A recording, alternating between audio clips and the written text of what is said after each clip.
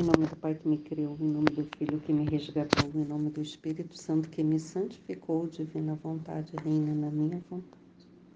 Ó minha mãe, eu te amo e tu me amas, dai-me gole da vontade divina, minha alma. Me aceita, mãe, para que todas as minhas ações sejam feitas diante de vossos olhos maternais. Vinde, Espírito Santo, vinde por meio da poderosa intercessão do Imaculado Coração de Maria, vossa amadíssima esposa. Vinde, Espírito Santo, vinde por meio da poderosa intercessão do Imaculado Coração de Maria, vossa amadíssima esposa. Vinde, Espírito Santo, vinde por meio da poderosa intercessão do Imaculado Coração de Maria, vossa amadíssima esposa.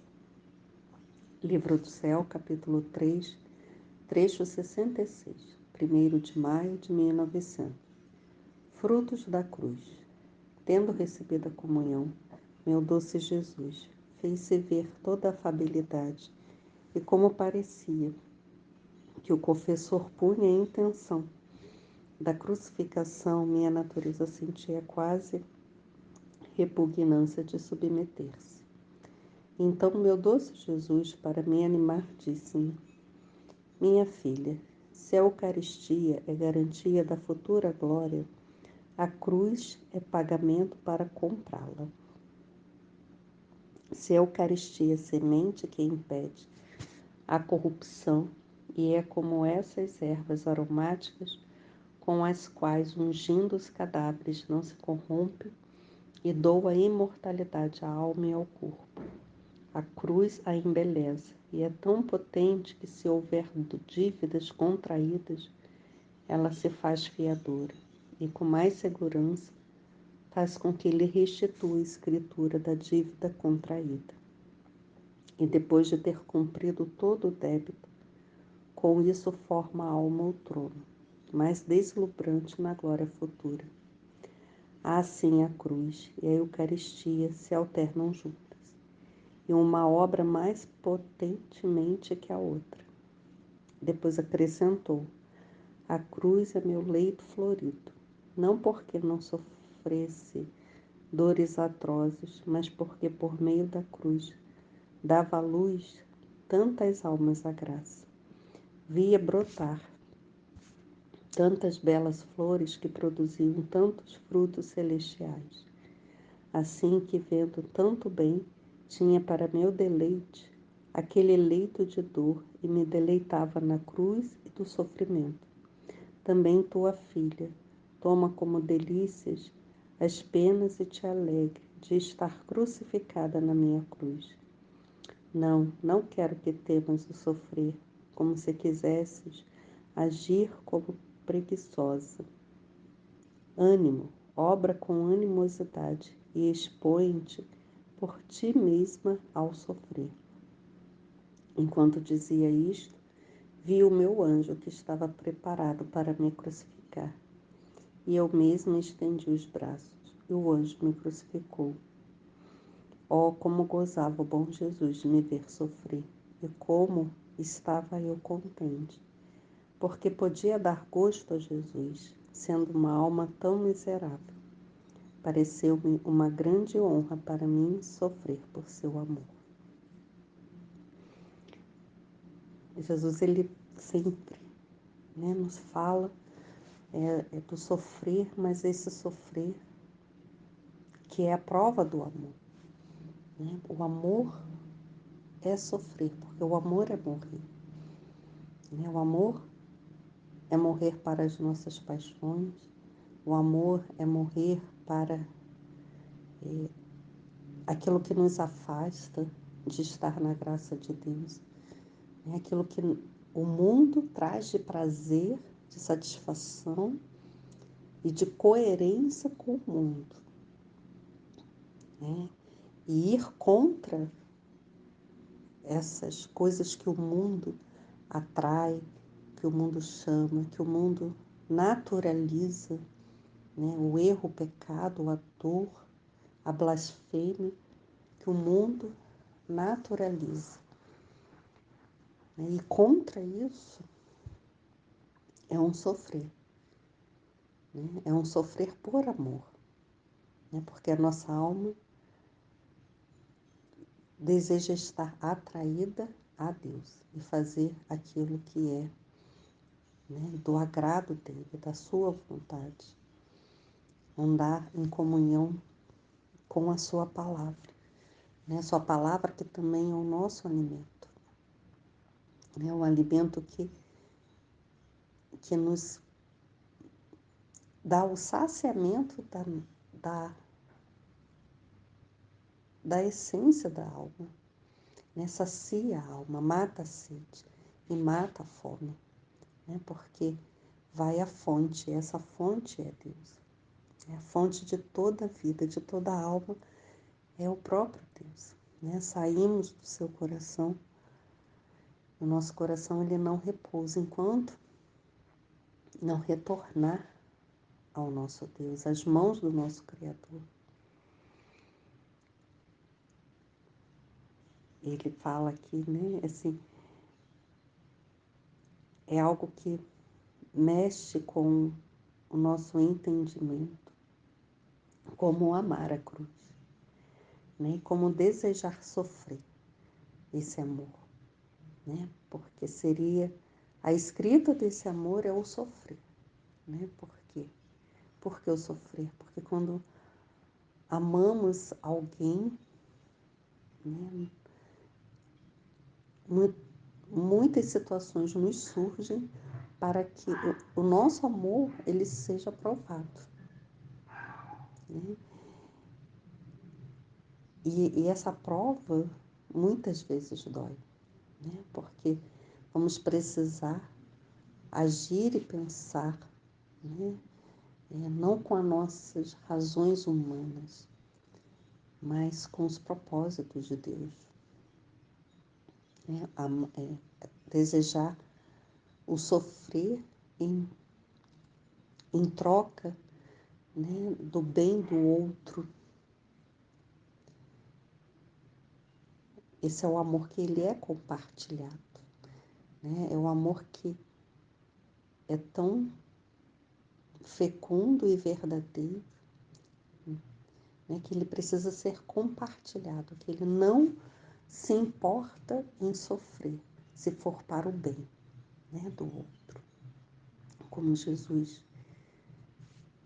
E aqui no trecho 3, ele diz: a cruz é o meu leito florido, não porque não sofresse dores atrozes, mas porque por meio da cruz dava à luz tantas almas à graça, e via brotar tantas belas flores que produziam tantos frutos celestiais, assim que vendo tanto bem, tinha para meu deleite aquele leito de dor, e me deleitava da cruz e do sofrimento. E quantas graças ou vitórias, né, a gente recebe na vida, mas fruto de um tempo de esforço, de dedicação, de abstinência, de renúncia, de sacrifícios, né? E se conquista algo porque antes de conquistar esse algo, né, passou por um período que não foi fácil, né? Foi necessário uma doação muito grande, né? Eu me lendo isso, assim, me vem a, a, a situação do parto, né? Um parto natural, que a mulher entra nas dores do parto, das contrações, né? Aquela criança ali, o organismo fazendo todo um esforço para expelir um ser, né? Um ser que vai passar por um espaço pequeno, né?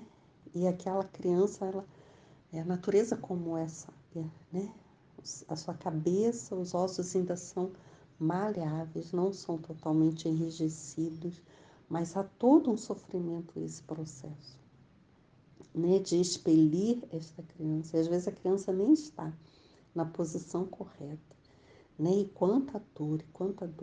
E em meio àquela dor, uma dor que te tira as forças, é um momento que você tem que buscar uma força que você nem sabe que tem e que naquele momento você precisa relaxar, né? Mas é o momento que mais tensão você coloca para ajudar o seu corpo, né, a corresponder com o fluxo do corpo, né? Expelir aquele bebê, a tirar aquele bebê para que ele nasça, né?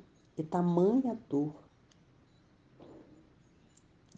é, mas aquela criança ao sair, né, e ser recebida ali pela mãe, a mãe poder ver aquele bebê, né, toda aquela dor, ela é anestesiada, né, porque o que toma lugar daquela dor é a alegria de ter aquele bebezinho ali, né, ver aquele bebezinho, aquela vida nova que foi gerada, né? E aquele momento do parto, do seu nascimento, né? Gerou, é um outro momento que se inaugura. Né? Uma criança independente que vai, né? Que vai ter seu temperamento, que vai ter seu crescimento, que vai trazer tantas alegrias, que vai unir essa família, vai somar essa família, né? E toda aquela dor, ela é esquecida, né? Porque é tomada por uma alegria imensa, né? Enorme, que o seu próprio corpo corresponde, né? Levando a esquecer aquelas dores, né? Porque é hormonal, né? Assim, que acontece. Então, é o que ele diz aqui, né? A gente pode compreender, Deus deixa essas pistas, né? Na nossa vida, para podermos compreender o que ele diz, o que ele sente. Quando ele escreve aqui, a cruz é o meu leito florido, não porque não sofreste dores atrozes, mas porque, por meio da cruz, dava à luz tantas almas à graça, via brotar tantas belas flores, que produziam tantos frutos celestiais, assim que, vendo tanto bem, tinha para meu deleite aquele leito de dor e me deleitava da cruz e do sofrimento. É, é uma grandeza que é difícil a gente partilhar, né? Verbalizar, materializar esses escritos. E porque Deus, a lógica de Deus, a pedagogia de Deus, né? Ela é muito diferente do que são as propostas do mundo. Né? Enquanto o mundo diz que a gente não deve sofrer, a gente deve pagar na mesma moeda, né? Jesus diz para abraçarmos a cruz. Né? Que são, e os frutos da cruz, né? A cruz tem frutos. Então, se a gente quer colher, né? A gente vai precisar passar. E ontem uma pessoa colocou, né? Que pedindo oração por si, porque estava com muita dor na coluna e tal. E eu coloquei assim que ela precisava se encaixar na cruz, né? Ela queria cura, mas para ela ser curada, ela não podia rejeitar aquela cruz, mas ela precisava deitar sobre a cruz e se encaixar, né? Porque aquela cruz era perfeita para o tamanho dela. Foi feita ali sob medida, né? Não tinha sobras e nem era apertada, né? Era do tamanho correto para ela, né? E que diante daquele abraçar da cruz, né? Dela estar ali encaixada, né? Que esses frutos viessem na vida dela, né? Aí ela colocou, né, uma mãozinha e uma carinha de choro. Eu não, sinceramente, eu não entendi, né? Porque eu não coloquei, não pedi a Deus a cura, né? Ali eu coloquei para ela se encaixar na cruz, né? Que se ela queria ser curada, ela precisava viver aquilo, né? Aquela cruz para quê? Para que a, a dimensão daquela permissão que Deus estava ali presenteando ela, né? Fosse acolhida para que ela falasse a linguagem de Jesus, né? E não querendo que Jesus falasse a linguagem dela, mas ela entender o linguajar de Jesus. E aquela dor na coluna, né, que era aquela cruz para ela naquele momento, né, fosse a razão da sua libertação, da sua conversão, da sua intimidade com Deus, né, o que Deus tinha para tirar dela, né, e Deus quando tira não deixa o vazio, Ele preenche com a sua graça, preenche com o seu espírito de amor, né?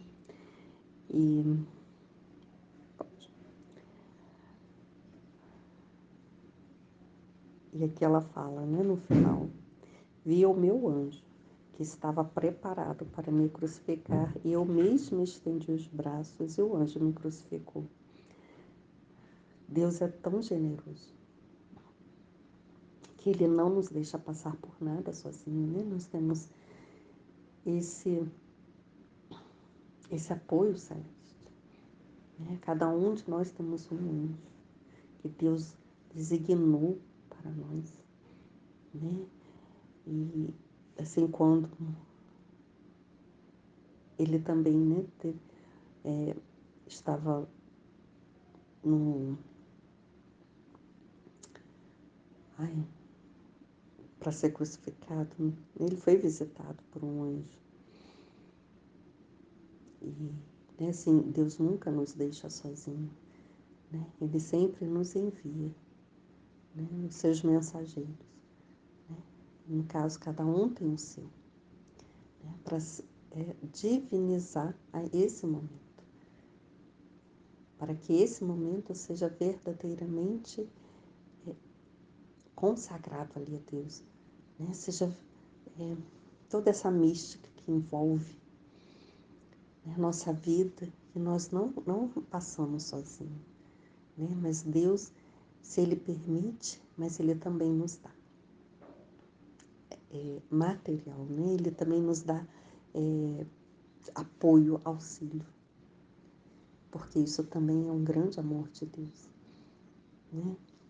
Muitas vezes como uma mãe que permite que o filho, né, faça algo sozinho. De repente nunca andou na rua sozinho, mas a mãe permite que vá, né, para que aprenda, né? Aprenda a ter confiança e passe também essa confiança que a mãe confia nele, ou o pai, né? Que agora pode caminhar sozinho, mas os pais vão, né? E ficam olhando o filho de longe, né? Observando ele, né? Porque se houver alguma necessidade, vai estar ali, né? Então, Deus nunca nos desampara, né? Ele nos coloca, né, no momento que a gente precisa passar por algo para crescermos, né? Mas os olhos dele estão sempre em nós. Amém, Fiat. Eu não sou nada, Deus é tudo, Pai, eu te amo. Em nome do Pai, do Filho e do Espírito Santo. Amém.